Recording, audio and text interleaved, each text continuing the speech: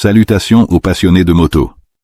Aujourd'hui, nous allons démonter un carburateur de Honda NTV 650. Et pour ce faire, nous aurons besoin des outils suivants. Une petite lampe de poche robuste,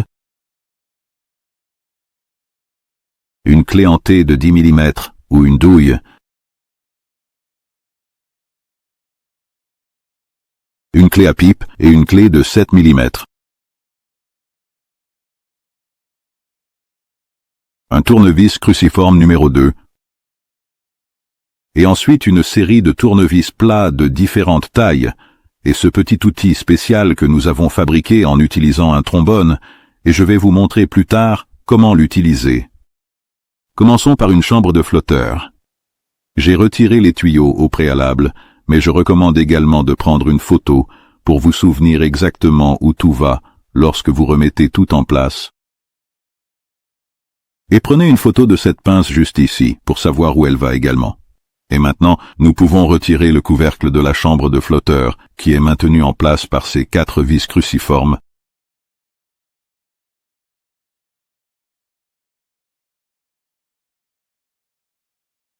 Et une fois ces vis retirées, allez-y et soulevez délicatement ce couvercle.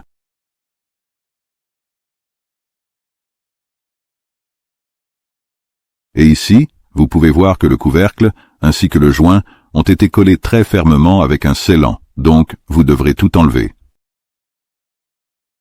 Maintenant, nous pouvons retirer le flotteur attaché par une goupille.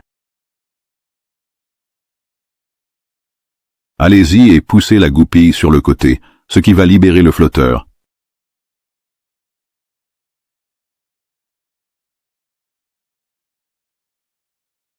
Donc, maintenant vous pouvez retirer le flotteur. Vous pouvez voir comment le pointeau du flotteur est suspendu au flotteur. Et maintenant, pointeau du flotteur glisse hors de cette petite languette métallique.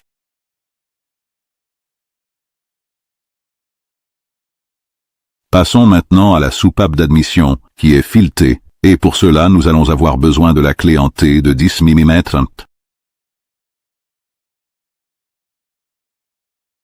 Assurez-vous d'avoir une douille suffisamment étroite pour pouvoir glisser dans ces petits espaces étroits.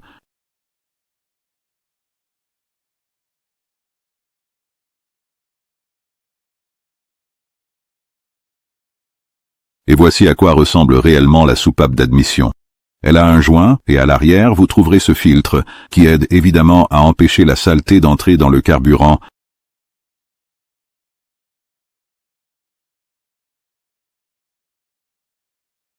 Et maintenant, nous allons passer au gicleur, et celui-ci est votre gicleur de ralenti. Et voici le gicleur principal, ainsi que le support de gicleur. Je vais commencer par retirer le gicleur de ralenti, et assurez-vous d'utiliser le bon outil. De cette façon, vous évitez d'endommager les gicleurs.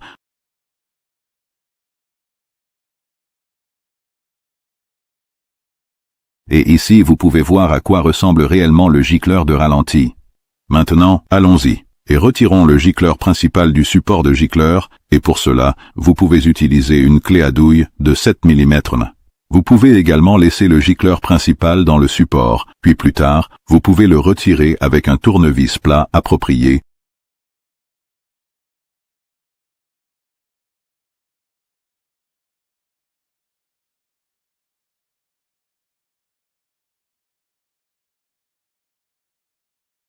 Et ici, vous pouvez voir, et le gicleur principal.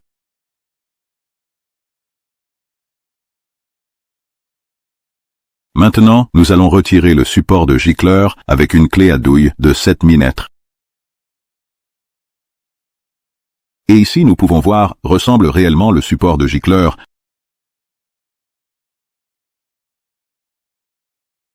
Et maintenant, nous allons continuer ici, sur le côté, avec le couvercle de la valve de coupure d'air. Sous cette vis, il y a une pièce façonnée, et elle va maintenir ce tube en place. Donc, pendant que vous dévissez le couvercle, assurez-vous de le maintenir avec vos doigts, car il y a une vis à haute tension juste en dessous. Et, eh bien, vous devez être prudent.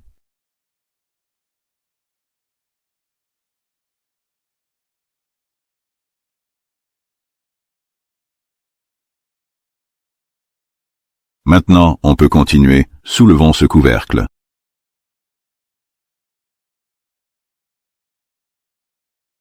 Vous pouvez retirer ce ressort.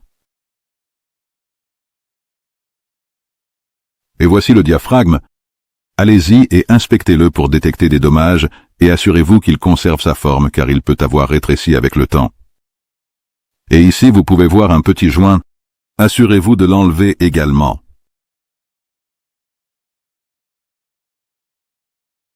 Nous allons continuer avec le couvercle du vide, qui est maintenu en place par 4 vis Phillips.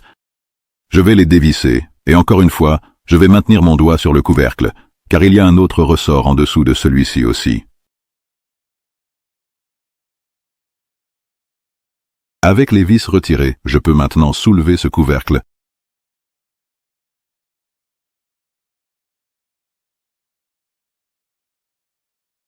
Et maintenant, vous pouvez facilement retirer ce ressort. Et ici, vous avez la membrane. Et assurez-vous de vérifier si elle est endommagée, et aussi de voir si elle a conservé sa forme, car parfois elles rétrécissent avec le temps. Et maintenant, nous pouvons retirer ce curseur. Et si vous regardez à l'intérieur ici, vous pouvez voir une petite pièce en plastique. Maintenant, vous devez également retirer cela pour sortir l'aiguille.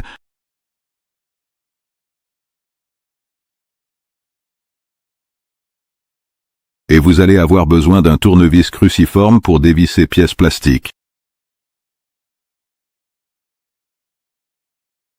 Et maintenant, vous pouvez laisser l'aiguille de charge partielle tomber directement du curseur, et voici à quoi elle va ressembler.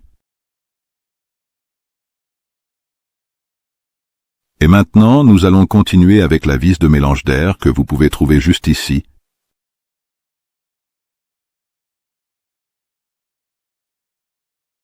D'accord. Donc pour retirer la vis de mélange d'air, nous allons avoir besoin d'un tournevis à tête plate, parce que les encoches ne sont pas assez profondes pour un tournevis cruciforme.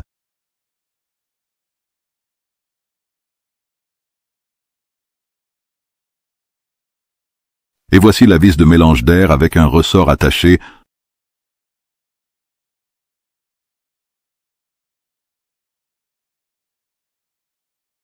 Et maintenant, nous allons avoir besoin de ce petit crochet improvisé que nous avons fabriqué avec un trombone pour retirer les petits morceaux restants de là.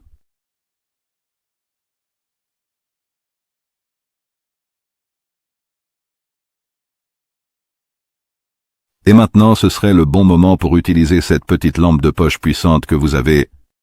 Et ici, vous pouvez voir cette petite rondelle et ce joint torique.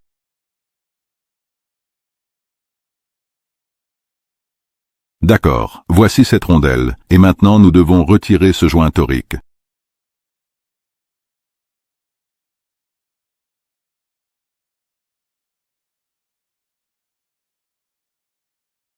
Cela a pris un peu de temps, mais voici enfin ce joint torique. Et maintenant, le carburateur est prêt à se prélasser dans son bain à bulles ultrasoniques. J'espère que vous avez apprécié le processus de démontage. Veuillez vous abonner à ma chaîne pour me soutenir gratuitement. Et n'oubliez pas de mettre un pouce en l'air pour indiquer à YouTube que vous avez aimé la vidéo. Jusqu'à la prochaine vidéo,